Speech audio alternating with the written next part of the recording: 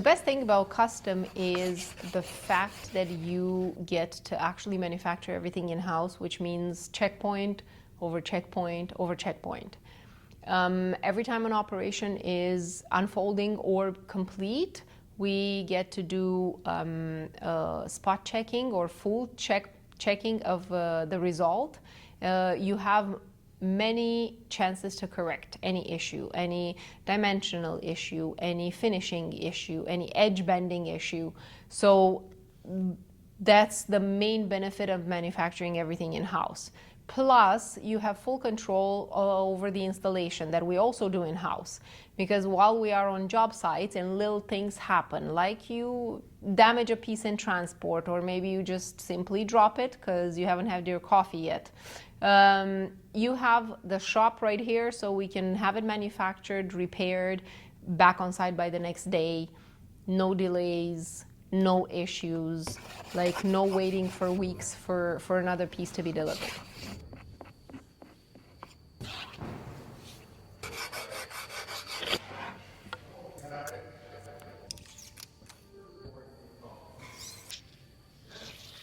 It's normal, like I said, it's like a giant puzzle, right? There's so many pieces in a custom closet or in a custom kitchen. If you don't manufacture everything in-house, the moment something breaks or the moment you do a wrong cut, let's say, which also happens, like the rule of cabinetry, measure twice, cut once, and then force it to fit.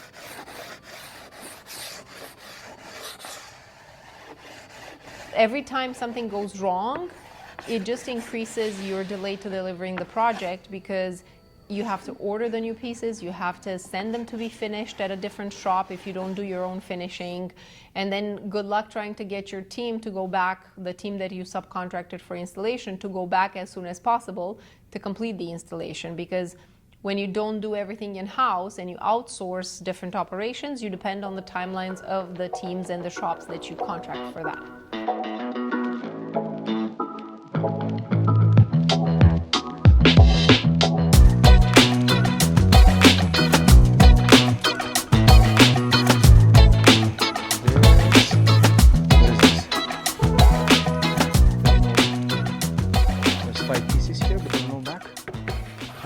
So, and this we put the glue, and you always put it on the outside of the dado. Don't be cheap with the glue, but don't put too much either.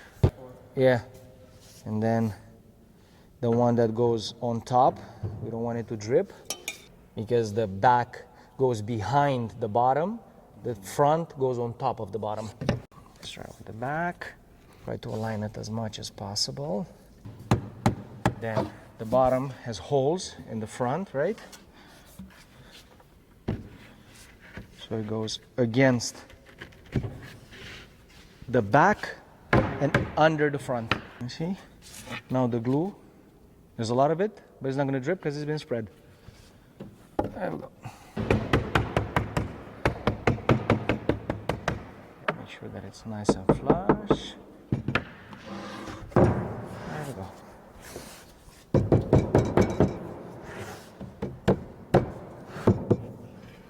All four corners perfectly flush.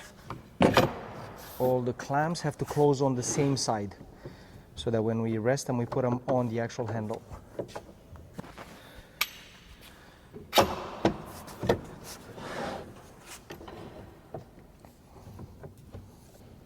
Yeah, and as long as it closes, why we use two is when they're taller.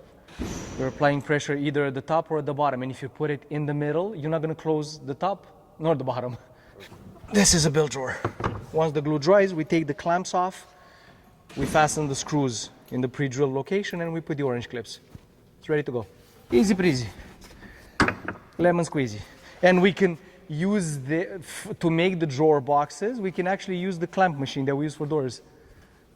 I've built a jig for it, so that you put all the pieces and it just clink. We're getting ready for the delivery that's going to happen on Thursday.